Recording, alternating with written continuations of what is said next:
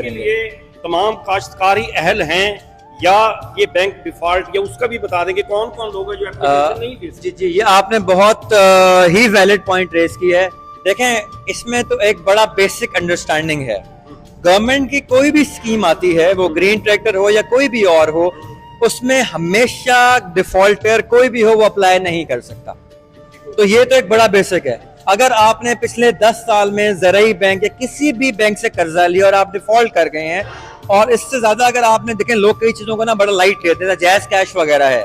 अब सिस्टम इतना स्ट्रांग हो गया, इतना मजबूत हो गया, अगर आपने जैज कैश भी डिफॉल्ट किया हुआ है तो सरकार की नजर में आप डिफॉल्टर हैं। तो आपने ये ख्याल करना है कि आप डिफॉल्टर ना हो, आपके जो लैंड रिकॉर्ड है उसमें आपकी मालूमात पूरी हो, सिस्टम आपका अपडेट हुआ हो, ये ना हो कि कहीं ना किसी आप कुछ अपडेट ना हो फिर आप तकलीफ में आएंगे।